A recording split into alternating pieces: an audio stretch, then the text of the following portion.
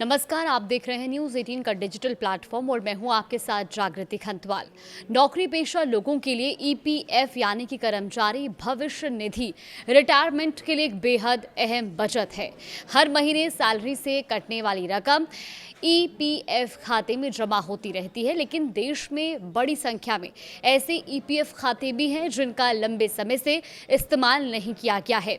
हाल ही में सरकार ने संसद में ऐसे निष्क्रिय यानी कि इनऑपरेटिव ईपीएफ खातों को लेकर अहम जानकारी साझा की है।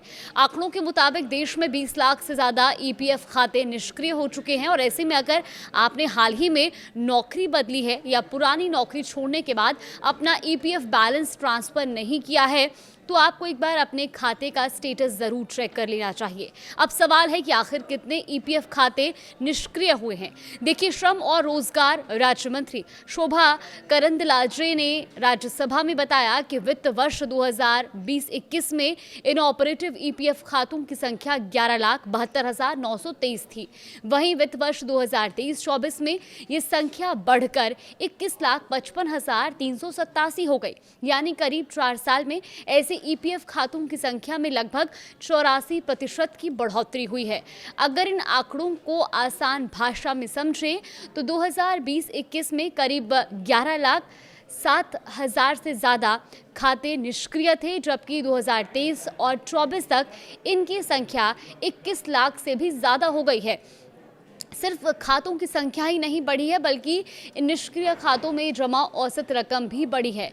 देखिए, 2020-21 में एक इनऑपरेटिव ईपीएफ खाते में औसतन 33,513 रुपए जमा थे, तो वहीं 2023-24 में ये औसत रकम बढ़कर करीब 39,460 रुपए हो गई है। अब समझते हैं कि आखिर ईपीएफ खाते निष्क्रिय क्यों हो जाते हैं। तो देखिए, सरकार के मुताबिक इसकी सबसे बड़ी वजह है नौकरी छोड़ने के बाद कर्मचारियों का अपने ईपीएफ खाते से पैसा निकालने या उसे नए खाते में ट्रांसफर करने के लिए क्लेम नहीं करना। इसके अलावा केवाईसी और आधार सीडिंग से जुड़े मामलों में भी कुछ खाते इनऑपरेटिव कैटेगरी में शामिल हुए हैं। दरअसल कई बार नौकरी बदलने के बाद कर्मचारी पुराने पीएफ खाते में जमा रकम को नए खाते में ट्रांसफर नहीं कराते और ऐसे में पुराने खाते का स्टेटस चेक करना जरूरी हो जाता है। अब सवाल है कि अपना ईपीएफ स्टेटस कैसे चेक करें। तो इसके लिए आप ऑनलाइन अपने पीएफ खाते की जानकारी आसानी से देख सकते हैं।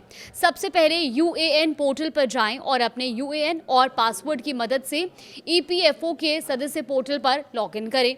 इसके बाद व्यू सेक्शन में जाकर सर्विस हिस्ट्री पर क्लिक करें और यहां आपको अपने पुराने और मौजूदा पीएफ अकाउंट की जानकारी दिखाई दे सकती है। आप ईपीएफओ की पासबुक भी चेक कर सकते हैं। इससे खाते में जमा बैलेंस और ट्रांजैक्शन की जानकारी मिलती है। इसके अलावा उमंग ऐप के जरिए भी पीएफ से जुड़ी जानकारी देखी जा सकती है। इसके लिए ऐप में एम्प्लॉय सेंट्रिक सर्विसेज सेक्शन में जाकर पीएफ बैलेंस और दूसरी जानकारी चेक की जा सकती है। अगर आपका पुराना पीएफ अकाउंट निष्क्रिय दिखाई देता है तो क्या करना चाहिए ये भी आपको बताते हैं। देखिए, अगर आपने नई नौकरी ज्वाइन कर ली है तो पुराने खाते में जमा पीएफ बैलेंस को बेकार छोड़ना सही नहीं है। ऐसे में पुराने पीएफ बैलेंस को नए खाते में ट्रांसफर कराना बेहतर रहेगा। इसके लिए सबसे पहले अपने पुराने पीएफ खाते की जानकारी चेक करें। इसके बाद अपने यूएएन से जुड़े सभी मेंबर आईडी की जानकारी देखें और फिर पुराने पीएफ बैलेंस को नए खाते में ट्रांसफर कराने की प्रक्रिया पूरी करें। तो अगर आपने हाल ही में नौकरी चेंज की है या पुरानी नौकरी के बाद अपना पीएफ बैलेंस ट्रांसफर नहीं कराया है तो अपने ईपीएफ खाते का स्टेटस एक बार जरूर चेक कीजिए, क्योंकि आपका पुराना पीएफ खाता निष्क्रिय हो सकता है लेकिन उसमें जमा आपकी मेहनत की कमाई अभी भी मौजूद हो सकती है।